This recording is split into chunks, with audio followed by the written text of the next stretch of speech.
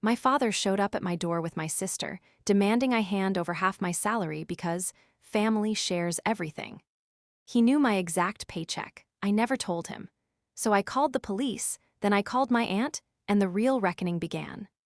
The morning it all began, I was in my garage with a piece of 200 grit sandpaper in my hand, working the edge of a walnut bookshelf I'd been restoring for nearly 3 weekends.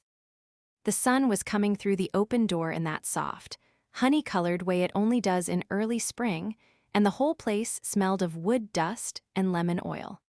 My coffee had gone cold on the workbench beside me. My hair was pulled back into a knot that had loosened itself over the last hour, and I was wearing an old gray t-shirt with a smear of stain across the hem. I remember the exact moment because it was one of the last times I felt truly at peace in my own home. I heard the car before I saw it. A rattling diesel engine, the kind that needed its serpentine belt looked at, pulling up to the curb outside my little end-unit townhouse. I didn't think much of it. My neighbor's landscapers came on Saturdays. But then I heard two doors slam and a familiar voice, high-pitched, chirping, the way she used to talk when she wanted something from Mom, saying, "This is it. This is her place. I told you it was nice." I froze with the sandpaper mid-stroke. I hadn't seen my father in 4 years. I hadn't seen my sister in almost 5. Not since our mother's funeral, when Brittany cried louder than anyone in the front pew and then asked me, 3 days later, if I would help her out with rent because grief was making it hard for her to work. I had said no. It was the first time in my adult life I had ever said no to her out loud, and she had told me I was cold, and I had told her that being tired and being cold are not the same thing. I hadn't heard from her since, from either of them. And now they were walking up my driveway. I set the sandpaper down. I wiped my hands on a rag that was already too dirty to be useful, and I stepped out of the shadow of the garage into the daylight, squinting. My father looked older than I remembered. 61, but his shoulders had rounded, and there was a slackness under his jaw that hadn't been there before.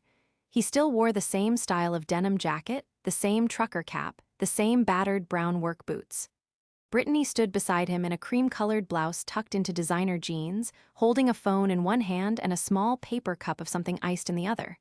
Her hair was highlighted in 3 shades of blonde. She looked polished. She looked expensive. "Penny," my father said. He hadn't called me Penny since I was 11. "There she is, there's my girl." I didn't move. "Dad," I said, my voice sounded flat to my own ears. "What are you doing here?" Brittany smiled that soft, practiced smile she uses in her ring light videos. "We came to see you, silly." "It's been too long." "How did you get my address?" There was a pause, a small one, but it was there. And in that pause, I saw my father's eyes flick sideways to my sister, and I saw her chin tilt just a little, and something small and cold shifted inside my chest. "Family finds family," Brittany said brightly. "I let them come inside because I didn't know what else to do. Because there's a script we all inherit whether we want it or not, and the script says you don't leave your father standing on the porch. I made a pot of coffee I didn't want. I sat them at my kitchen table. My hands, I noticed, were trembling very slightly as I set out the mugs. And then, before I had even finished pouring, my father cleared his throat and said, "Penny, we came here because we need to talk about money. Your money, and what you're going to do with it for this family." I set the coffee pot down carefully so I wouldn't drop it. I looked at him. I looked at her. And I understood all at once that the piece I had built for myself over the last decade, the townhouse, the quiet Saturdays, the walnut bookshelf, the version of me who had finally stopped flinching when the phone rang, was about to be tested in a way I had never prepared for. Some doors, once you open them, don't close the same way again. For a long moment, I didn't say anything. I just sat down across from them, folded my hands on the table, and waited. It's a trick I learned in my first year as a junior engineer, sitting across from contractors who wanted to shave corners off a hospital retrofit. Silence, if you can hold it, will always make the other person show their hand. My father broke first. "You're doing well for yourself, Penny," he said. He shifted in the chair. It creaked under him. "Real well, your sister was telling me. You're at that engineering firm now, the one that does the bridges. You're a senior something." Senior structural engineer, I said quietly. Right, right. And that pays what, 142,000 a year. Base, not counting the bonus. The mug in my hand went still. I have never told my father what I earn. I have never told my sister. I don't discuss my salary with anyone outside of my HR department and my accountant. I don't post it. I don't hint at it. My car is 9 years old. My kitchen table came from an estate sale. The only reason anyone would know that specific number, that exact figure down to the thousand, is if they had seen a document they had no right to see. I felt the compass on my desk in the next room, even though I couldn't see it. A small brass thing, no bigger than a pocket watch, with my mother's careful engraving on the back. Know where you stand.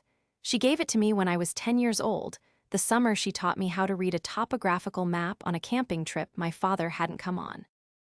I have carried it with me in one form or another my entire life.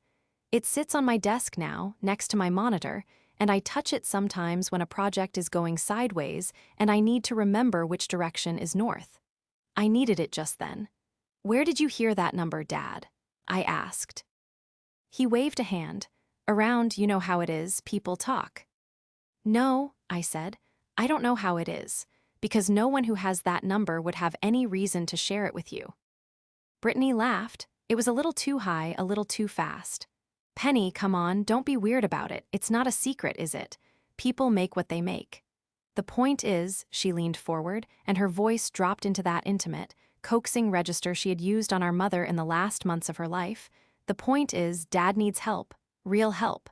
And you're the only one of us who can actually do anything. Help with what? Debts, my father said, and I could see how much it cost him to say it. His jaw worked. Some debts caught up to me, from the divorce, and some other things. I need 40,000, Penny. I'm not asking for a gift, I'm asking for a loan. $40,000. You could do it, Brittany said. You could do it and not even feel it. And what do you need, Brittany? She blinked at me. What? You drove here with him. You came all the way across town on a Saturday morning to sit in my kitchen. What's your number? Her mouth opened and closed. I'm just here for Dad. 12, my father muttered. She could use 12. Dad. What she could. I stood up from the table. I did it slowly because I didn't trust my knees. I walked to the sink, and I ran cold water over my hands for no particular reason, and I looked out the window at the little strip of lawn behind my townhouse where I had planted lavender last summer. The lavender was just beginning to come back. Small purple-gray shoots pushing up through last year's dry stems. Know where you stand? I turned back to them. I need you both to leave. My father's face went red. Brittany's went white. And in the next second, before either of them could speak, I saw my father's jaw set into a shape I remembered from my childhood, and I understood that this was not going to be a simple conversation. This was going to be a siege. Penelope, he said, and his voice had dropped into something older and harder. I am your father. I raised you. You do not throw me out of your house because I asked you for help. You didn't ask me for help, Dad. You told me what I owe. Family shares. Then, where were you the year I worked 2 jobs to make rent? Where was Brittany when I was eating rice and beans 4 nights a week? That was your choice, Brittany snapped. You wanted to move out, nobody made you. I moved out because you took my paycheck out of my dresser to buy concert tickets, and Dad said I was making a big deal out of nothing. The kitchen went very quiet. My father stood up. Slowly, the way he used to when I was little and had said something that was going to get me sent to my room. You'd better think real careful, Penny, he said. Real careful about what kind of daughter you want to be. Because your mother didn't raise you to turn your back on your blood. My mother, I said, and I could feel my voice starting to shake and I forced it steady, raised me to know exactly where I stand. And I am standing right here, in my own kitchen, in the house I bought, and I am telling you both to leave.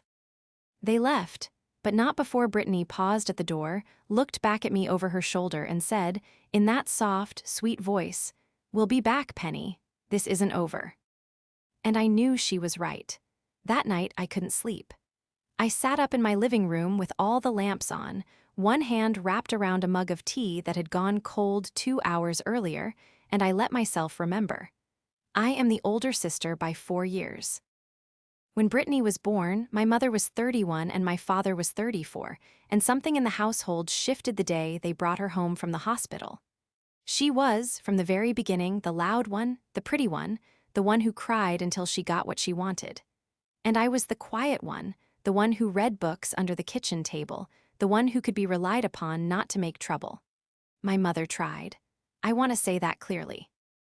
My mother tried very hard to make sure I knew I was loved. She was the one who took me on that camping trip when I was 10, just the two of us, because she said I needed a weekend where I got to be the center of attention. She was the one who gave me the compass. She was the one who told me, when I was 17 and had just been accepted to the engineering program on a full scholarship, that I was the strongest person she had ever known and that I did not need to wait for anyone's permission to build the life I wanted. She died 4 years ago, pancreatic cancer. It took her in 6 months. My father, in the years before her death, had already begun to drift. He retired from long-haul trucking at 55, tried to open a small mechanics shop that failed within 18 months, and then married a woman named Doreen, who I met exactly twice. That marriage ended in a bitter divorce 2 years ago. I heard about it from my Aunt Meredith, who was the only relative on my mother's side who had bothered to keep in touch with me. Brittany, meanwhile, had spent the years after our mother's death building what she called her brand. She had a following on one of the lifestyle apps, around 80,000 people. She liked to remind everyone at holidays, and she posted videos of herself doing skincare routines and unboxing packages, and giving what she called soft life advice. She lived, as far as I could tell, on a rotating combination of small brand deals, credit card balances, and money she borrowed from my mother in the last year of her life. Money my mother, weak and dying and desperate to believe her youngest daughter was going to be all right, had handed over without hesitation. Aunt Meredith had told me about that too. Quietly. Over the phone. About 6 months after the funeral, when the estate was finally settled and there was almost nothing left because my sister had been drawing against it for the better part of a year. I had let it go. I hadn't wanted a fight. I had thought, in my naive way, that if I just stepped back, if I just kept my head down and built my own life, I could stay clear of it all. I had been wrong. I picked up my phone at 10:30 and I called my aunt. She answered on the second ring. She always did. "Penelope, sweetheart, is everything all right?" "Aunt Meredith," I said, and my voice cracked a little on the second syllable. "Dad and Brittany came to my house today. They know how much I make, down to the number." There was a long, careful silence on the other end of the line. And then my aunt said, in the calm and measured tone I had come to associate with her 30 years as a paralegal, "Penelope, I need you to tell me everything they said, word for word if you can, and then I need to tell you some things that I have been waiting a long time to tell you." I told her. I sat on my couch with my knees pulled up to my chest and I told her everything, in the kind of detail I had not realized I was capable of. The exact figure my father named, the way he wouldn't meet my eyes when he said it, Brittany's tone when she said we'll be back. When I was finished, my aunt said, "Penelope, your sister has been asking questions, for months, about your job, about your firm." She reached out to me twice last year with what she called catching up calls, and both times she steered the conversation toward what you were earning. I didn't tell her anything, but I have reason to believe she found someone at your company who would. "That's not possible, that's confidential." "It's not impossible. There's a young woman she went to high school with who now works in the payroll department at your firm. I saw them together at a coffee shop in October. I didn't think anything of it at the time. Now I think about it every day." I closed my eyes. "And there's something else," Aunt Meredith said, and her voice went even softer. "Your father, his debts aren't from the divorce, not really. I have a friend at the bank in town who told me, off the record, that he's been at the casino 3 or 4 nights a week for over a year. He's in a very deep hole, Penelope, and I don't think 40,000 is going to fix it. I think 40,000 is just what he thinks he can get out of you today." I opened my eyes. I looked at the compass on my desk, glinting in the lamplight. "Aunt Meredith," I said, "I think I need your help." "Sweetheart," she said, "I've been waiting for you to ask me that for 3 years." I did not sleep that night. I did what I always do when a problem is too large to hold in my head. I opened my laptop, I opened a blank document, and I began to make a list. The list had 3 columns. In the first column, I wrote what I know. In the second column, I wrote what I can prove. In the third column, I wrote what I need. It was the same method I used when I was assessing an aging bridge for seismic risk. You don't panic. You don't guess. You just write down what the structure is telling you, and then you go and gather the rest. By 4 in the morning, I had filled all 3 columns. I knew that someone at my firm had leaked my compensation information. I knew that my sister had a connection inside the payroll department. I knew that my father was in real financial trouble, and that the number he had asked for was almost certainly not the true size of the hole he was in. I knew that Brittany had drained our mother's estate. I knew that she had used the same soft, coaxing voice on our mother in her last months as she had used on me across my kitchen table. I knew, in a way I had not let myself know before, that I was not dealing with a father who had made a mistake and a sister who was a little spoiled. I was dealing with 2 people who had come to my house together, on the same morning, with the same number in their mouths and a plan. At 6 in the morning, I sent an email to Julian Whittaker, my project manager and the closest thing I had to a real friend at the firm. Julian was a quiet, careful man in his early 40s who had been at the company for 12 years and who had once, memorably, spent an entire afternoon walking a nervous junior engineer through a load calculation without ever once making her feel stupid. I trusted him. I did not trust many people at work, but I trusted him. The email was short. "Julian, I need to speak with you privately on Monday morning. Not in the office. There is a situation involving a possible internal breach of confidential HR information. I would prefer to keep this quiet until we understand the scope." "Penelope," he answered in 11 minutes. "Coffee shop on Clement Street, 7:30. I'll be there." I closed the laptop. I made a fresh pot of coffee. And I went and stood in my little back garden in the cold gray light and watched the sun come up over my lavender. On Monday morning, Julian listened without interrupting for the better part of 20 minutes. When I was finished, he set his cup down and said, "Penelope, what you're describing, if it's true, is a firing offense. Possibly a prosecutable one. Are you certain?" I am certain of the number my father quoted. I am certain of my aunt's account of the coffee shop. I am not yet certain of the connection between the two, but I would like to be. He nodded slowly. "I'll speak to HR today, quietly, just an inquiry. They can pull the access logs. If someone in payroll opened your file without authorization, it will be in the system." "Thank you." "Penelope," he hesitated. "Are you all right?" I thought about it before I answered. "No," I said, "but I will be." That evening, Aunt Meredith came to my house. She brought a leather portfolio with her, the kind lawyers use, and she set it on my kitchen table with the care of someone laying down evidence in a courtroom.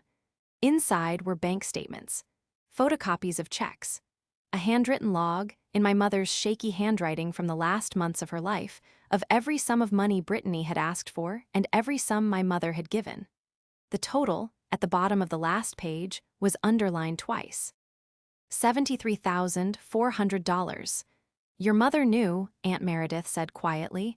"Toward the end, she knew what was happening. She couldn't stop giving because she couldn't bear to disappoint Brittany, but she kept this log because she wanted the truth to exist somewhere. She gave it to me a week before she died. She said, 'Meredith, if the girls ever ask, tell them what really happened.' Not to punish Brittany, just so Penelope knows she isn't crazy." I sat down slowly at my own kitchen table. I looked at the log. My mother's handwriting had gotten smaller as the pages went on. The numbers had gotten bigger. "Know where you stand." "Aunt Meredith," I said, "I want to know exactly where I stand. All of it. Everything you have, everything you can find. And I want a lawyer." "I already called one," she said. "She's expecting your call tomorrow." Julian called me on Wednesday afternoon. His voice was careful, the way it always was when he had something serious to say. Penelope, the access log confirms it. On February 11th at 2:17 in the afternoon, an employee in payroll opened your personnel file. She had no business reason to do so. She was not assigned to your department. HR is treating it as a serious breach. There will be a formal investigation. Thank you, Julian. There's more. When they pulled her recent activity, they found she had also opened files for 3 other senior engineers. All women, all within the last 8 months. HR is looking into whether this was a pattern of information being sold or shared. I closed my eyes. Penelope, Julian said, I don't know what your sister was planning, but whatever it was, you were not the first. I thanked him again. I hung up. I sat at my desk for a long time with my hand resting on the brass compass. It was cool under my palm. The engraving on the back pressed faintly into my skin. That evening, I called my father. He answered on the 4th ring, and his voice was full of something that was trying very hard to sound like warmth. Penny, there's my girl. I was hoping you'd come around. Dad, I want to meet, tomorrow evening, at my aunt's old office downtown. Aunt Meredith is going to help us have a family conversation about the money. She has offered to mediate. There was a long pause on the other end, and then my father said, Meredith, your mother's sister. She's going to mediate. She was a paralegal for 30 years. She knows how to keep a conversation civil. And she is the only person in the family both of us trust. That last part was a lie, but it was a useful one. Just us. You, me, Brittany, Meredith. Just us. And you're going to talk about what we discussed. I'm going to talk about all of it, Dad, every part of it. He was quiet for a moment, and then he said, in a voice I had not heard from him in years, All right, Penny, all right. I'll bring your sister. 6 o'clock. I hung up. I set the phone face down on the table. My hands were shaking, but not from fear. It was something else. Something that felt, if I let myself name it, closer to grief. Because I understood in that moment that I was about to do something I could not undo. And that the reason I could not undo it was that it had been true for a very long time already, and I had only just decided to stop pretending otherwise. Aunt Meredith had reserved a small conference room at her old firm through a colleague who still worked there. It was a modest room, tastefully furnished, with a long oval table and a pitcher of water in the center. When my father and my sister walked in on Thursday evening, they looked around with a kind of wary curiosity. Brittany was overdressed, a blazer over her cream blouse, small gold earrings, her hair blown out. My father wore a button-down shirt I had never seen before. They sat down across from me. Aunt Meredith sat at the head of the table. Thank you both for coming, I said. I want to start by telling you what I know. I began with the salary figure. I told them calmly that I had confirmed with my firm that an employee in the payroll department had accessed my file without authorization. I told them that the employee in question was Brittany's high school friend and that she had also accessed the files of 3 other female engineers. Brittany's face went the color of old paper. That's not, I didn't ask her to. I did not accuse you of anything, Brittany. I told you what my company found. My father shifted in his seat. Penny, let's not get sidetracked. We came here to talk about the loan. We came here to talk about the money, Dad. Yes, let's talk about the money. And then I opened the folder in front of me, and I slid the first page of my mother's ledger across the table. Brittany looked down at it. She looked up at me. She looked back down. Where did you get this? She whispered. Mom kept it. She gave it to Aunt Meredith the week before she died. $73,400, Brittany, over the course of the last year of her life, while she was dying. That money was for. There is no version of what that money was for that makes what you did all right. She burst into tears. It was a very practiced kind of crying, the shoulders shaking, the hands pressed to the face, and I watched it happen and I felt, for the first time in my adult life, nothing at all. Not sympathy, not guilt, not even anger. Just a quiet, clean stillness, like the inside of a room after a storm has passed. My father stood up. His hands were flat on the table. Penelope, This is not what we came here for. Your sister is grieving. Dad, sit down, because I have not gotten to your part yet. He sat down. I slid the second folder across the table. You have been going to the Silver Creek Casino 3 to 4 nights a week for the last 14 months. You have taken out 2 personal loans against your truck, which you no longer own outright. You owe approximately $112,000 across 3 creditors. The $40,000 you asked me for on Saturday would not have solved your problem. It would have kept you afloat for about 11 weeks. His face went slack. How, he said, how do you know that? Because I stopped pretending. I didn't want to know. They did not take it well. Brittany's tears turned, within about 90 seconds, into something sharper. She stood up from the table and told me I was cruel, that I had always been cruel, that our mother had said so on her deathbed. She told me that I had made my money on the backs of my family, that I had abandoned them, that I was the reason my father was in the state he was in. She said a great many things, most of which I have chosen not to remember. My father sat very still through all of it. He did not defend her. He did not attack me. He just sat there with his hands flat on the table and his eyes on the folder in front of him, and I watched something inside him begin to come apart. When Brittany finally ran out of words and collapsed back into her chair, Aunt Meredith spoke for the first time since the meeting had begun. Brittany, she said gently, sweetheart, I loved your mother very much. She was my sister. And she asked me before she died to make sure that the truth of what happened in those last months did not get buried. I have not shown this ledger to anyone in 5 years. I did not want to, but Penelope has asked me to, and Penelope has the right to. She's turning you against me, Brittany said. No, dear, she isn't. She has been trying, in her quiet way, to keep the peace for a very long time. What you saw on Saturday is what happens when a person who has been trying to keep the peace finally decides that the peace was not real. My father lifted his head.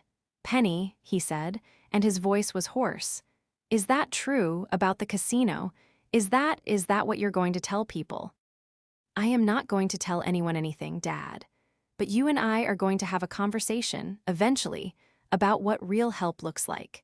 And real help does not look like $40,000 in cash to a man who is going to be back at the tables by Friday night.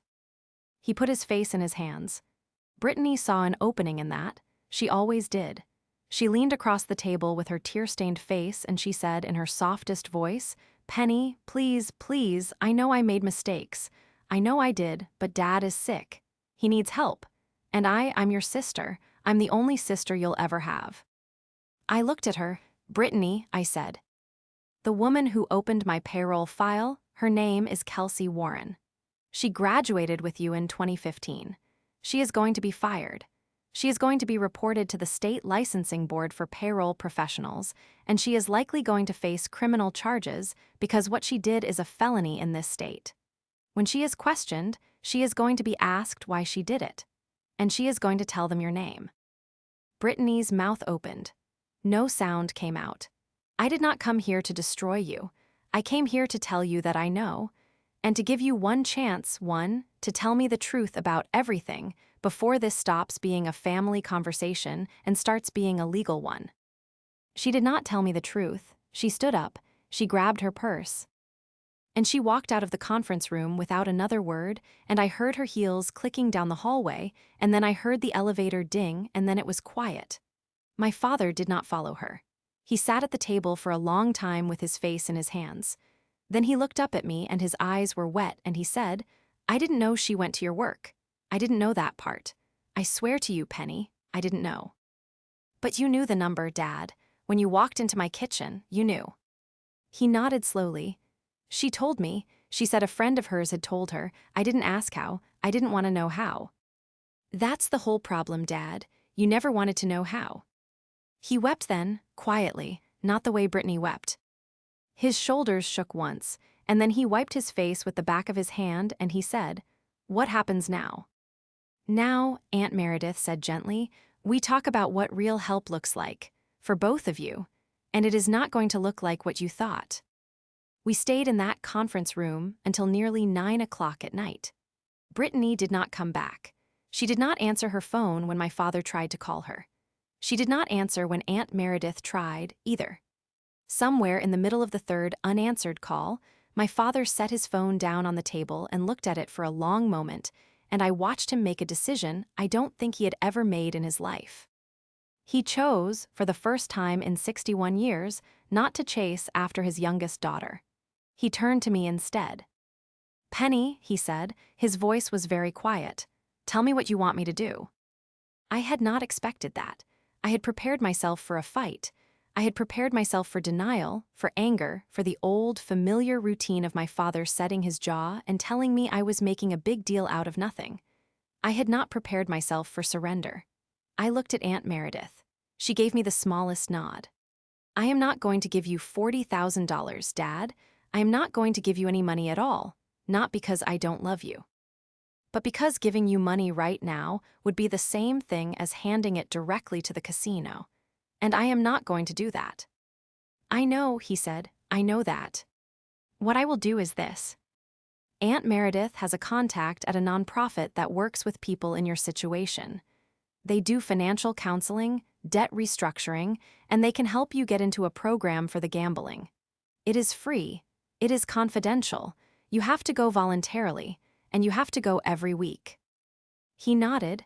"I will also help you sell the truck and downsize into a smaller apartment, not because I want to punish you, because you can't afford what you're in. And the longer you pretend you can, the deeper the hole gets." "All right." "And Dad," I paused, I made myself look at him. "I am filing a restraining order against Brittany tomorrow morning. Aunt Meredith's lawyer is drafting it tonight. She is not allowed to come to my house. She is not allowed to contact my workplace. She is not allowed to speak to anyone in my professional network. If she violates it, she will be arrested." His face changed at that, the old reflex flickered, his mouth opened to defend her, and then he closed it. "All right, Penny," he said, "all right." That was the moment. That was the quiet, unshowy, unbroadcast moment when my father, who had spent my entire life choosing my sister over me, who had told me at 12 that I was making too much of things, who had stood in my kitchen a week earlier and told me I owed him, chose, for the first time, to sit in a chair and hear me and not defend her. I felt the compass in my jacket pocket. I had brought it with me. I don't know why. I had picked it up off my desk before I left the house that evening, and I had slipped it into the inside pocket of my blazer like a talisman. I put my hand on it now, through the fabric, and I felt the small, round shape of it against my palm, and I understood, for the first time in my life, what my mother had meant when she gave it to me. She had not meant know where north is. She had meant know where you are, because you cannot walk out of a place if you do not first admit that you are standing in it. I was standing in a conference room downtown. My father was across the table from me, older and smaller than I had ever seen him. My aunt was at the head of the table with a folder of my mother's handwriting in front of her. My sister was gone and would not be coming back, and the version of our family that had existed for the last 32 years was over. I was standing right where I had always been standing. I had only just decided to look down and see it. The restraining order was granted the following Tuesday. It was not contested. Brittany did not appear at the hearing. She had, according to what Aunt Meredith heard through her old network, retained a lawyer of her own, a young man who had apparently been very frank with her about the fact that the payroll file matter was likely to result in criminal charges regardless of what she did, and that fighting me on the restraining order would only make her situation worse. Kelsey Warren was fired from my firm on the following Monday. She was charged 3 weeks later with multiple counts of unauthorized access to protected personnel records, along with a separate charge related to the sale of confidential information. She took a plea deal. As part of the deal, she gave a full statement identifying Brittany as the person who had paid her $800 in 3 cash installments for the information about my salary and the salaries of 3 other women at the firm. Brittany was charged as a co-conspirator 4 months later. She did not go to prison. She received probation, a substantial fine, and 120 hours of community service. But the charges were public. Her name appeared in the local paper. 2 of her small brand deals dropped her within the week. The lifestyle app she had built her following on suspended her account under their policy on members with pending fraud-related charges. Her following, over the course of the next 6 months, collapsed from 80,000 to just under 4,000. I did not celebrate any of that. I did not feel triumphant. I felt, mostly, tired. I filed a civil claim on behalf of my mother's estate. The claim was based on Aunt Meredith's ledger and on bank records subpoenaed through the discovery process.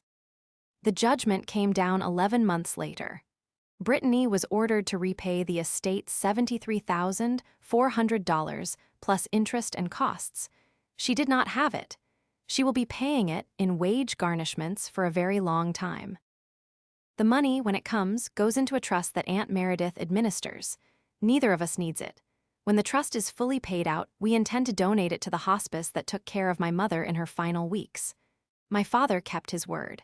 He went to the counseling program. He went every week. He sold the truck. He moved into a small one-bedroom apartment near a bus line, and he took a part-time job at a hardware store, which he told me sheepishly he actually enjoyed. His debts are not gone. They will not be gone for years. But the hole has stopped getting deeper, and that, for now, is enough. He and I have dinner once a month. We started 6 months after the meeting in Aunt Meredith's old conference room. The first dinner was awkward and mostly silent. The second was a little easier. By the fifth, he told me a story about my mother I had never heard, about how she had once, on a trip to the coast when I was 3 and Brittany was not yet born, insisted that they stop the car so she could carry me down to the water to feel the sand under my feet for the first time. He said she had cried when she watched me touch the sand. He said he had not understood at the time why she was crying. He said he thought he understood it now. I did not cry when he told me that, but I thought about it for a long time after. Aunt Meredith and I have become, in a way I had not expected, close. She comes over most Sundays. She sits at my kitchen table, and she drinks tea, and she tells me stories about my mother when they were young, stories I had never heard, stories that make my mother feel present again in the room in a way I had not felt her in years. Last month, she brought me a small box of my mother's letters my mother had written to her over the course of 30 years. She said she wanted me to have them. I read one of them last week. It was dated the summer I was 10. It said, "Meredith, I took Penelope up to the lake this weekend, just the two of us, and I gave her the compass. She held it in both hands and asked me what it was for. I told her it was for knowing where you stand. She looked at me very seriously and she said, 'But Mama, I already know where I stand. I am standing right here.' She is going to be all right, Meredith. I know she is. She is the strongest person I have ever known, and she does not even know it yet." I sat at my kitchen table for a long time with that letter in my hands. The compass sits on my desk. I touch it, sometimes, before a difficult meeting, or when the phone rings with an unknown number, or when the light in my garden comes through the window in a certain honey-colored way in early spring. I do not need it the way I used to. I know now what my mother knew all along. I am standing right here. I am standing in my own kitchen, in the house I bought, in the life I built. And no one, not my father, not my sister, not anyone who has ever tried to tell me that I owe them the ground under my feet, is ever going to move me from it again.